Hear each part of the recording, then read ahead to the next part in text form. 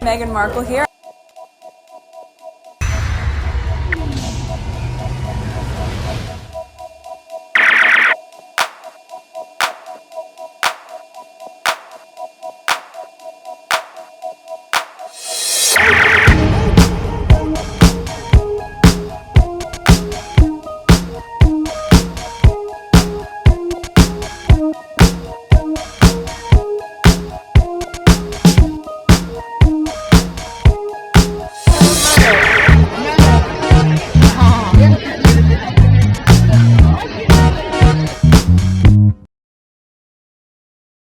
Today is October 16, 2024. It is 1 p.m. So yesterday, I don't know what came to me. I was just recording. I recorded about 4 videos and I edited them really quickly. All right, so I just put this clip, I just put this list together, about 9 tweets. I don't know what the tabloid in the UK is talking about, but it seems like the squad are posting things to remind people what Harry and Meghan went through, like the loss of their baby and stuff like that. So I'm gonna read that article again. I read it, I believe it's on PYTE. So I'm gonna read it again. How did they call it? The losses we share, I think they call it. There it is. I have the link in the description. I'm gonna read it again, see if I feel the same way or whatever. And yeah, okay, so let's look at the background. 4,451 subscribers, new subscribers welcome. Estimate revenue $92.36. Analytics, let's see here, 1,259 views in the last 48 hours.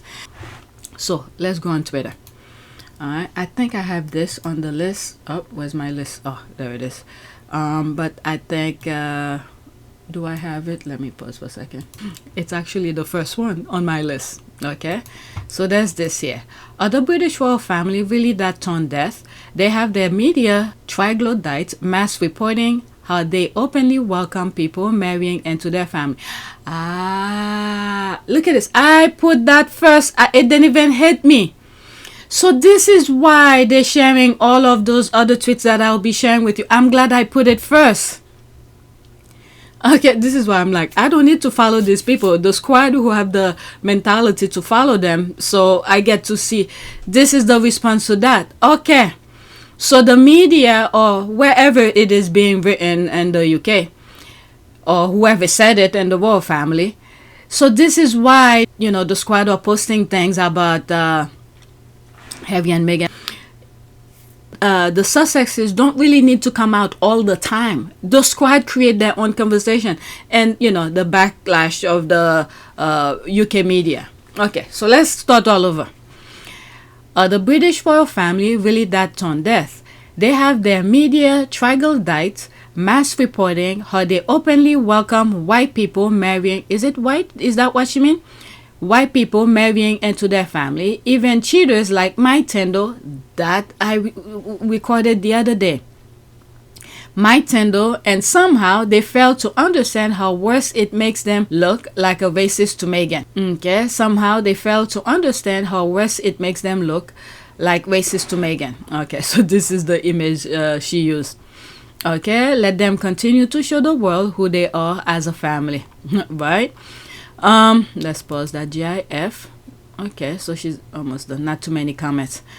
No, they're not. They just know they have a country with people so condolous with no critical thinking skills. They will believe any crap they write. That's true. That's true. To the extent that crap will be discussed on every TV channel as part of the morning paper's discussion. Yeah, that's how they create their nonsense. Okay, there's the shh. Don't tell them. Let them continue proving their racist and bigotry for the world to see. Okay, so that's that. Let's go to the next tweet. And I believe I have 2 tweets that make reference to the op-ed that Meghan wrote, The Losses We Share. Okay, the first one, I'm gonna read the article. The second one also shared the article, but I want to read the comments. Okay, that's why I put both of them. Next tweet. Quote, I knew as I clutched my firstborn child that I was losing my second, Duchess Meghan. Empty gestures like lighting candles isn't impactful, showing that your human is. Here is Meghan's article about her miscarriage, paywall remove. Okay, I read it on PYTE. So there's that here. Is that the archive? Okay. The losses we share, perhaps the path to healing begins with 3 simple words. Are you okay? Meghan, the Duchess of Sussex. Opinion. When was it written? Where is the date? So we have a good perspective. Did they put the date? Okay, let me not waste time. Okay. It was a July morning that began as ordinarily as any other day. Make breakfast, feed the dogs, take vitamins, find that missing socks, pick up the Vogue crayons that roll under the table, throw my hair in a ponytail before getting my son from his crib. After changing his diaper, I felt a sharp cramp. I dropped to the floor with him in my arms, humming a lullaby to keep us both calm, the cheerful tune a stark contrast to my sense that something was not right. I knew, as I clutched my first child, that I was losing my second. Hours later, I lay in a hospital bed holding my husband's hand. I felt the cleanliness of his palm and kissed his knuckles. Wet from both of our tears, staring at the cold white walls, my eyes glazed over, I tried to imagine how we'd healed. I recall a moment last year when Harry and I were finishing up a long tour in South Africa. I was exhausted. I was breastfeeding our infant son, and I was trying to keep a brave face in the very public eye. Are you okay? A journalist asked me. I answered him honestly, not knowing that what I said will resonate with so many new moms and older ones and anyone who had, in their own way, been silent suffering. My off-the-cuff reply seemed to give people permission to speak their truth, but it wasn't responding honestly that helped me most. It was the question itself. Thank you for asking, I said. Not many people have asked me if I'm okay. I don't know what the impact on your physical and mental health of all the pressure that you clearly feel under. I would say, look, any woman especially when they're pregnant, you're really vulnerable, and so that was made really challenging. And then when you have a newborn, It's a long time ago, but I remember, yeah. And especially as a woman, it's a lot. So you add this on top of just trying to be a new mom or trying to be a newlywed. It's, I guess, and also thank you for asking, because not many people have asked if I'm okay, but it's a very real thing to be going through behind the scenes. And the answer is, would it be fair to say not really? Okay, it's really been a struggle. Yes. Sitting in a hospital bed, watching my husband's heart break as he tried to hold the shattered pieces of mine, I realized that the only way to begin to heal is to first ask, are you okay? Are we? This year has brought so many of us to our breaking point. Loss and pain have plagued every one of us in 2020, and moments both fraught and debilitating. We've heard all the stories. A woman starts her day as normal as any other, but then receives a call that she's lost her elderly mother to COVID-19. A man wakes feeling fine, maybe a little sluggish, but nothing out of the ordinary. His test positive for the coronavirus, and within weeks, he, like hundreds of thousands of others, has died. A young woman named Breonna Taylor goes to sleep just as she's done every night before, but she doesn't live to see the morning because a police raid turns horribly wrong. George Floyd leaves a convenience store not realizing he will take his last breath under the weight of someone's knees. And his final moment call out for his mom. Peaceful protests become violent. Healthy rapidly shift to sickness. In places where there was once community, there is now division. One thing I realized with Meghan, even in her podcast, when she did her podcast, one thing I realized with those things that she write, she gave a context of the environment and the place we live, the news, the things that goes on, so you could have an idea how everything fall into place in terms of time. Does that make sense? It gives a small little snippet of the time, what's going on, around your community, your world, and stuff like that. Because I remember in one of her podcasts, I don't know which one it was, and I was like, oh my God, I remember when this was happening. I remember where I was. She just gave us small context of the time, what's happening during that time in terms of political, social, you name it. Okay, so this is what I'm feeling right now. On top of all of this, it seems we no longer agree on what is true. We aren't just fighting over our opinion of facts. We are polarized over whether the facts is, in fact, a fact. We are at odds over whether science is real. We are at odds over whether an election has been won or lost. We are at odds over the value of compromise. Again, this is the context of that time when she wrote this op-ed. We're still dealing with it right now. And I think next month we're going to come to the pivotal point where how do we move forward? Do we believe the misinformation, or not believe, but are we going with that type of misinformation, disinformation? Are we gonna change course? Are we gonna try to be civil? This kind of thing. Again, this is another context of the time when she wrote this op-ed. All right, I don't think I said any of this the first time that I read it. That polarization, coupled with the social isolation required to fight this pandemic, has left us feeling more alone than ever. When I was in my late teens, I sat in the back of a taxi zipping through the busyness and bustle of Manhattan. I looked out the window and saw a woman on her phone and a flood of tears. She was standing on the sidewalk, living out a private moment very publicly. At the time, the city was new to me, and I asked the driver if we should stop to see if the woman need help. He explained that New Yorkers live out their personal lives in public spaces. Quote, we love in the city, we cry in the street, our emotion and story is there for anybody to see. I remember him telling me, don't worry, somebody on that corner will ask her if she's okay. Now, all these years later, in isolation and lockdown, grieving the loss of a child, the loss of my country's shared belief in what is true, there's the thing again. The US, for some reason, the nonsense that Trump brought, it's unbelievable. But anyway, let me not go too much into politics. I think of that woman in New York. What if no one stopped? What if no one saw her suffering? What if no one helped? I wish I could go back and ask my cab driver to pull over. This, I realize, is the danger of siloed living, where moments sad, scary, or psychotic are all lived out alone. There is no one stopping to ask, are you okay? Losing a child means carrying an almost unbearable grief experienced by many but talked about by few.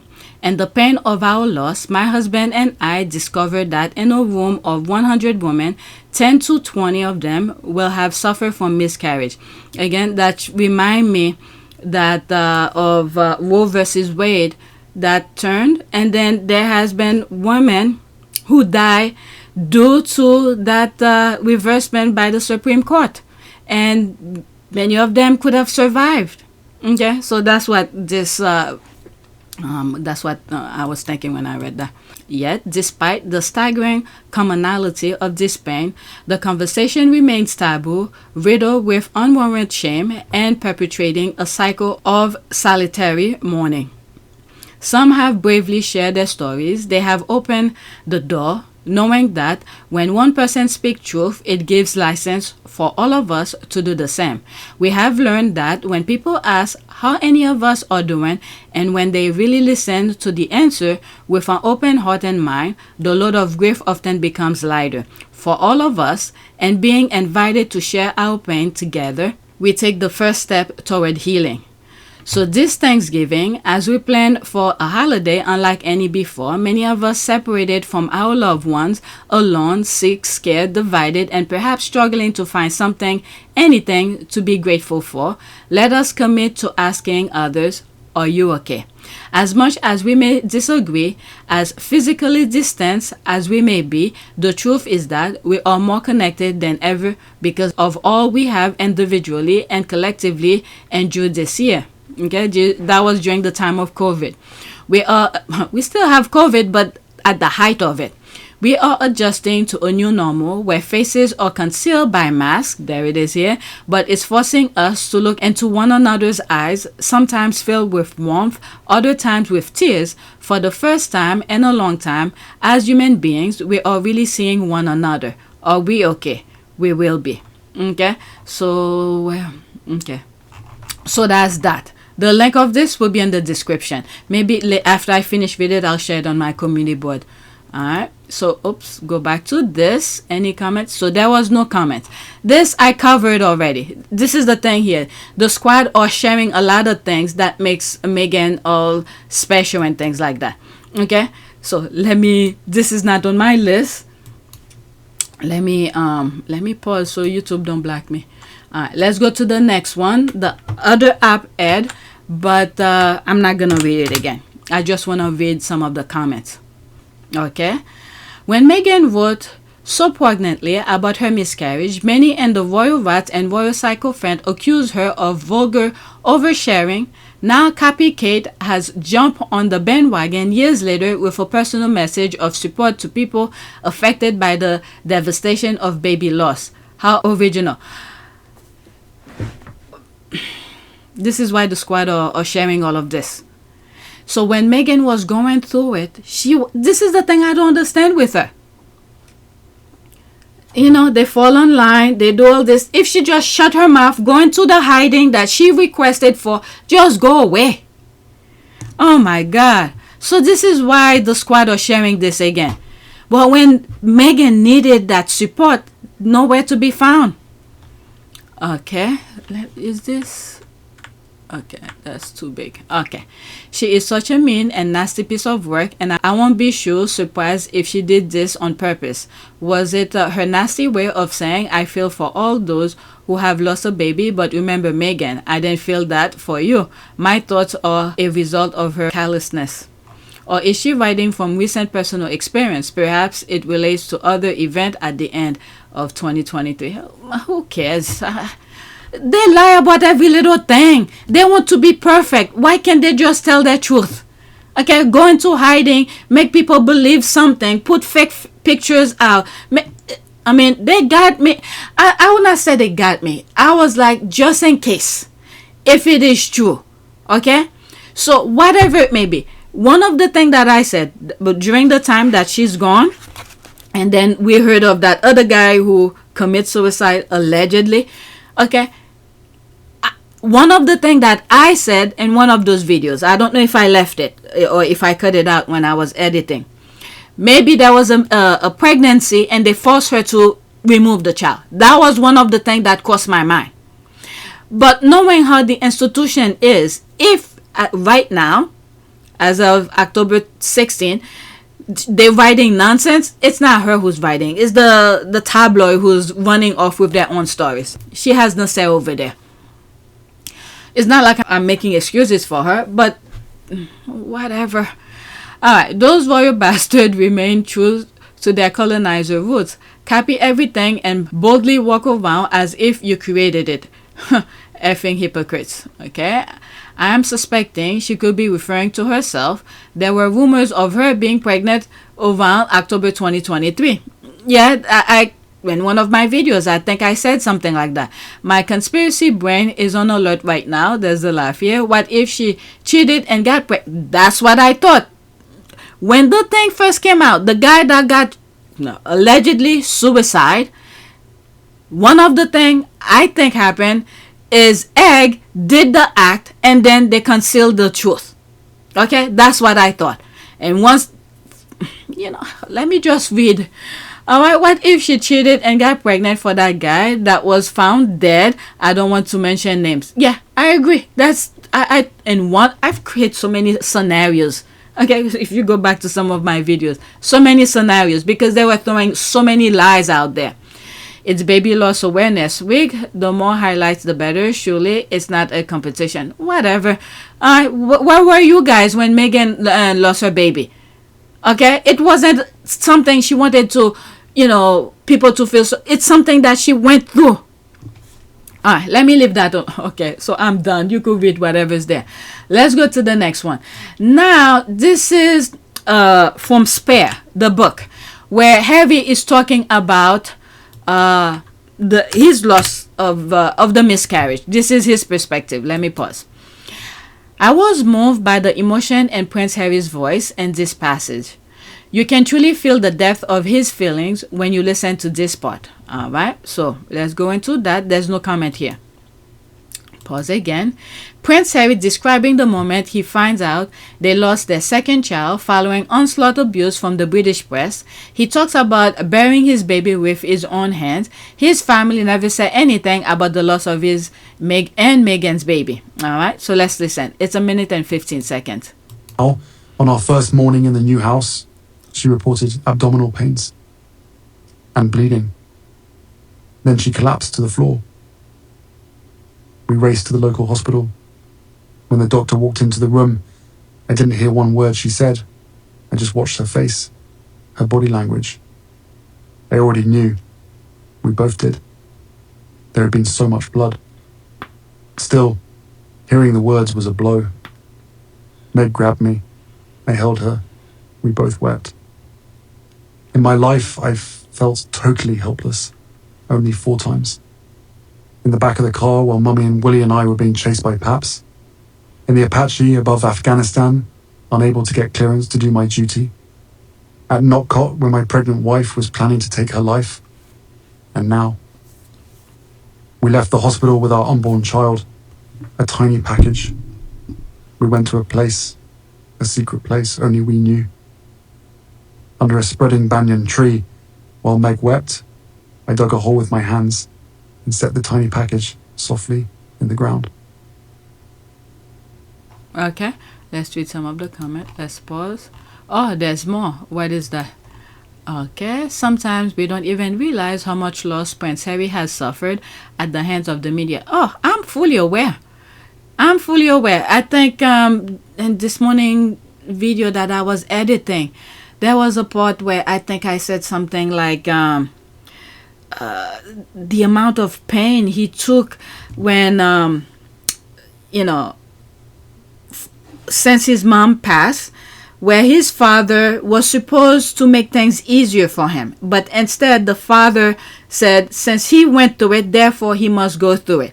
But Harry, on the other hand, when he was a kid, the tabloid, the nonsense they wrote about him, he kept it in. It was him by himself who was dealing with it. But as soon as the tabloid start shifting that same type of behavior onto his family and his son, that's where he's like, no, I'm not playing that game anymore. Okay, I said it in that video this morning.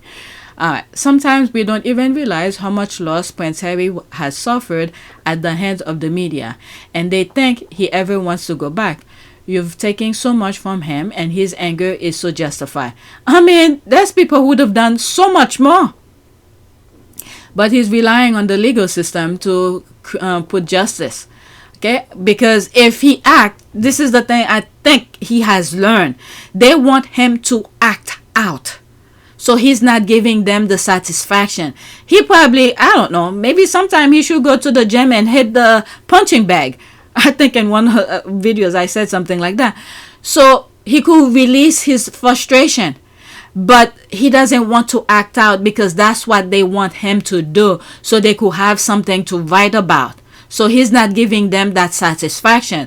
So he's taking it in and then release it in the court. Okay, you see in almost every places that he's at, let's say behind a car, they driving him and whatever, he has his camera ready. He doesn't play. I mean, this is not a life. I mean, I'm not saying he asked for it, but due to past experiences, it made him, this is someone who learned from past experience, it made him to be on alert every time he step out to do that. Alright, so let's continue. Let's read it all over. Sometimes we don't even realize how much loss Prince Harry has suffered at the hands of the media, and they think he ever wants to go back. You've taken so much from him, and his anger is so justified. I hope he burns it all down. I hope his court cases bankrupt the press. Alright, so there's another one here. It's 2 minutes and 12 seconds. All was well, we said. And yet Meg was still under loads of stress. There was a pressing issue with her legal case against the tabloids. The Mail was up to its usual tricks. Their first crack at offering a defence had been patently ridiculous. So now they were trying a new defence, which was even more ridiculous. They were arguing that they printed Meg's letter to her father because of a story in People magazine, which quoted a handful of Meg's friends, anonymously. The tabloids argued that Meg had orchestrated these quotes, used her friends as de facto spokespeople, and thus the Mail had every right to publish her letter to her father. More, they now wanted the names of Meg's previously anonymous friends read into the official court record. To destroy them. Meg was determined to do everything in her power to prevent that. This is where she protect her friends. Her friends knew something wasn't right. What was going on since she's over there. She has some really good friends. And then in return, she said no. Their name are not going to be released. She fought hard for that. Alright, let's continue. She'd been staying up late, night after night, trying to work out how to save these people. And now, on our first morning in the new house, she reported abdominal pains. Wow, that's where the... And bleeding. Then she collapsed to the floor. We raced to the local hospital. When the doctor walked into the room, I didn't hear one word she said. I just watched her face, her body language. I already knew. We both did. There had been so much blood. Still, hearing the words was a blow. Meg grabbed me. I held her. We both wept. In my life, I've felt totally helpless. Only 4 times. In the back of the car while Mummy and Willie and I were being chased by Paps. In the Apache above Afghanistan, unable to get clearance to do my duty. At Notcott when my pregnant wife was planning to take her life. And now. We left the hospital with our unborn child. A tiny package. We went to a place, a secret place only we knew. Under a spreading banyan tree, while Meg wept, I dug a hole with my hands and set the tiny package softly in the ground. Alright. This one has a little bit more. It explains a little bit about the People magazine part where Meghan was trying to protect her friends. Okay, yet they expect this man to not only forgive them, but to abandon his wife and children to come crawling back to the people responsible for the loss of his unborn child. That part. After everything they did to him and his family, they still expect the spare to do the spare work. What they don't realize that Harry survived what they didn't think he would. Now he stands on his own 2 feet. They think he can ever go back. Not in a million years. That's an ad. Heartbreaking. Tears. Heartbreaking. Alright, so this is a video. What is that? I don't remember what is that. I think the squad were posting things is a video. Okay, so this is gonna be a screenshot in a way. I don't know if there's a music. Let's see. They hate to see a gorgeous mixed woman win. Alright, 20 seconds only. On the spaceship now. Alright, there's a music. Alright, so it's different part. I thought some of the things that the squad were sharing was due to the fact that Harry's father was gonna go to Australia, but it's much more than that. A second wasted on the lives of these otherwise unremarkable and largely undeserving people whose entire value is due to the incredible wealth and unwarranted privileges showered on them due solely to an accident of birth can never be regained for useful pursuit. Okay, she wasn't trying to win anything. She was just being herself and supporting her husband, Prince Harry. Okay. The way that I got this in terms of mixed race women I guess these people took it the other way. I'm thinking when and that she survived the nonsense. You know, the thing that they were trying to make her do, take her life and things like that. You are making people want to kill me. It's not just a tabloid. It's not just some story. You are making me scared. Right? And like that night, to be up and down in the middle of the night, looking down my hallway, like, are we safe? Are the doors locked? Is security on? Is everything? That's real. Are my babies safe? And you've created it for what? Because you're bored, or because it sells your papers, or it makes you feel better about your own life? It's real what you're doing. And that's the piece I don't think people fully understand.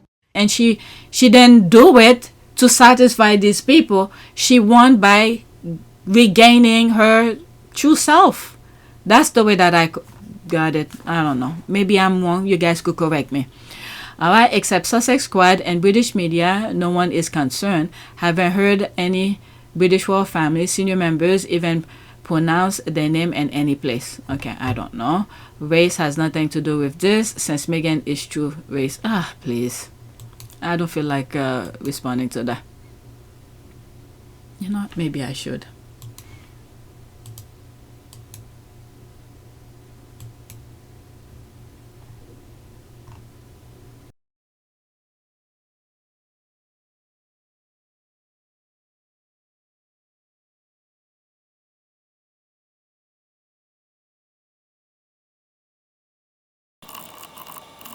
Oh shit, I left this on.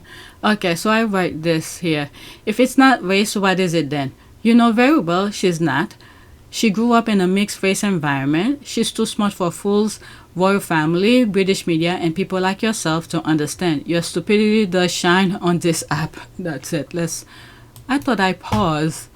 Alright, so let's black this. I don't want to hear. Okay, so let's go to the next one. I really thought I paused this video while I was typing. It's a video as well. Okay, so it seemed like Harry and Meghan were, I think it was the Oceana, there it is here, Oceana tour, and there were people who were singing Stand By Me for them. Alright, I don't know if YouTube is gonna black the audio, but I'll share as much. If YouTube give me problem, I'll just cut it out. People singing Harry and Meghan wedding song during their Oceana tour, which included Australia. 32 seconds. And the land is dark, and the moon is the only light you see. And darling, darling, stand by me, oh, stand by me, oh, stand by me, stand by me. This man! Look at his family man! Oh my goodness, that is so cute. The Oceana tour was epic, truly beautiful. They did their job well. Yeah, okay, love wins, there's that. Okay, OMG, I love this tour so much. The Australians were so welcoming to Meghan and Harry, wonderful. So the father's gonna go trying to capture that too, and then the Australian are not having it. So sweet. The song was played during their entrance for the Afro-descendant Women of Power reference in Colombia. Yep, yes, it's true. If you go on our Port of Pew service, I think I have it there before YouTube decided to demonetize the channel. So go check it out. And Colombia this year gave me chills.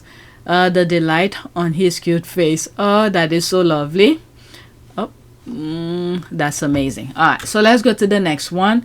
This one is a video. Again, I don't know how YouTube is gonna treat it. I'll try to put a blur on it enough for you to see what's going on. Again, if YouTube give me problem, I'll just cut it. If you don't see it, that's because of that.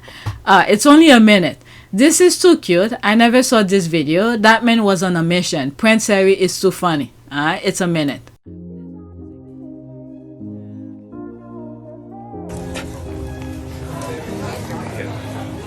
I don't know where they are.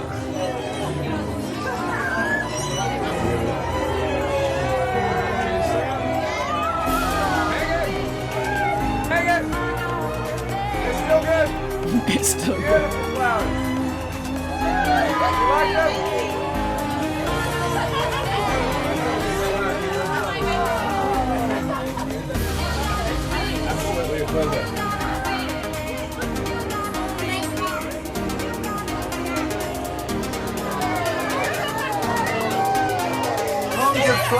You can't give flowers that big to my wife. I'm sorry.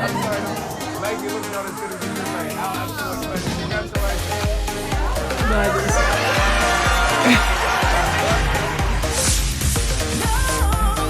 You can't give that big of a flower to my wife. OMG, that was hilarious. The way Harry doesn't play around about Meghan is sweet. Thanks for sharing this. I remember this. More proof of how down to earth they are. I mean, come on. Harry's comment followed by the handshake unapologetically real. There's the heart here, and Meghan is all smile and grateful. Oh man, there's the laugh here. This is so beautiful. There's the part here. That's a Nova 969 radio newsreader, Matt de Groot. He tried at Admiralty House where they were staying first. Police said he'll be crash tackled by security if he go too close. Alright, so there's that. He actually missed Harry and Meghan from another location first and then followed them to the zoo. There's the laugh here. You can't give flowers that big to my wife. I love him. This first attempt was even more hilarious. He was yelling her name loudly while running. That was awesome. That is so cute, and Harry is hilarious. Okay, so let's go to the next one. Where do I have it? Sussex? Oh, this is the Sussex squad. This is supposed to be somewhat funny. The squad. Okay. Spent a good 5 minutes hiding nonsense tabloid mags at the supermarket today. Was thrilled to see the mags I hid behind slow-moving stacks 4 months ago. Still where I put them. This supermarket should thank me for giving their customers a more pleasant shopping experience. That's me here on the mission. Alright, that's an ad. The squad was just clapping at your service. Alright, so let's go to the next one. This one is a picture of Miss Doria and Meghan when Meghan was like probably in kindergarten. The most first grade. I thought that was cute. She got it from her mama. This looked like somewhat Girl Scout or something. Love this. Do you have power yet? Yes. Nice picture. Hope you're all okay over there. We're fine, thank you. That's making reference to the storm that happened in Florida. Okay, she sure did. Have you gotten power back yet? Again, making reference to the storm in Florida. Okay, so let's leave that. What is that? Ego begets egos. I read that Doria took young Meg with her to volunteer work. Meghan, the philanthropist, was then born, I believe. You can have a social climber as a mom, then expect not to be one. That's why others will leave certain rings and casket than to ride life solo. Alright, I wish there were more photos of Meghan's with her mom as a child to show those who say her mother abandoned her. But then I know they will find something else hateful to say. They just ignore them. They will create, it's almost like when they were in the UK, they create one problem after they, meaning the tabloid, create one problem, and then the Sussexes solve it. They create another problem. It's just fuel you're giving them. If you feel like sharing it, that's a different story. But don't go out of your way to please the derangers. So next tweet, and this is my last one, by the way. This has nothing to do with the squad, the Sussexes, nothing. It's just something that I saw. I'm just gonna throw it at the end. I don't even want to go in the comment, but because the comments are too hilarious. Okay, there's no comment here. It's just the GIF, the squad are laughing. All right, it's no way bro play tight end. Look at him. Let me go into it. That's Trump. I think he was, they were asking him question, and he said the position he will play if he play football, American football, it will be tight end. And then they showed this picture. Oh my God, this guy is crazy. Let me go look for one tweet. I wasn't planning on sharing it at all because let me go find it. Luckily somebody liked it, otherwise I will not see it. I didn't play football because I didn't like black people touching me. Should end someone's political career. Alright, Trump said he didn't like playing football because he didn't like some guy from a bad neighborhood tackling him. I think he's just going based on things. Wait until I read my comment. Let's see here. 26 seconds. And I played football too. I didn't particularly like it. What position were you? No, I didn't like it. I played tight end. Yeah. Can block. And I can didn't catch like, the whole you know, thing. You had some hands? We got Delaney Walker I behind. could catch the ball good, but I didn't particularly like having some guy that was lifting weights all day long and came from a bad neighborhood. Yeah. And he sees me, and they were tackling hard. And I played football too. I didn't. So this is where it came from, okay? And this is me responding to Henry VIII tweet, okay? Well, Puff, that's Puff Daddy. Puff was one of his BFF. He said it in Apprentice, I think. That's the show he used to have on NBC. He literally telling people, don't vote for him. But if he wins, he'll make the best of it because he warned us. He's stuck with the devil. The devil will give you what you want. In return, you better give what he wants. I was running out of text, right? Russians, well, they don't play. And this is him with Maxwell, with Epstein. And then we have the list, what is it? The little black book with whatever, more than 1,000 names on it. All right, 1,700 names. All right, so right now, they're cashing in. Otherwise, they're gonna go after you. These people are more afraid of the Russian than the US government because they know how to maneuver around the system.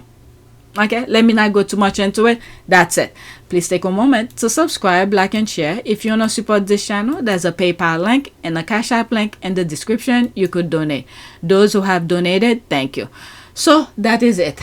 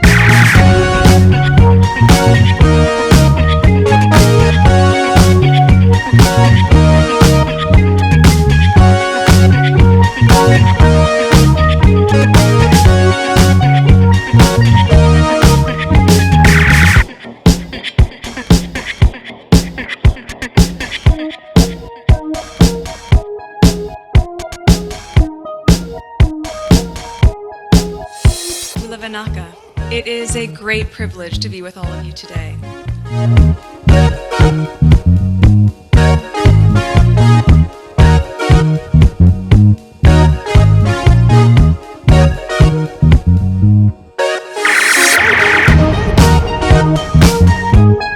You know, we ask for forgiveness and please come back.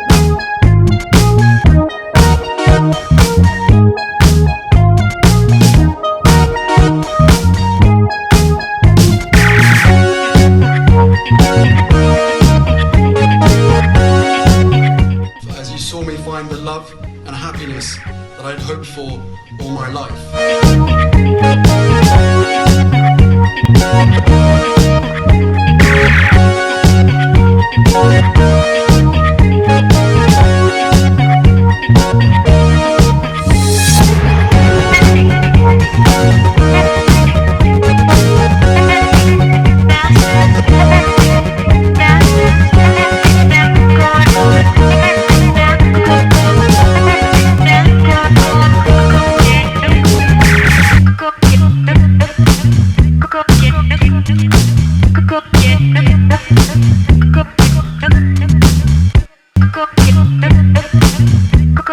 You are all in this together, and if I may speak personally, we are all in this together, because asking for help was one of the best decisions that I ever made. You will be continually amazed how life changes for the better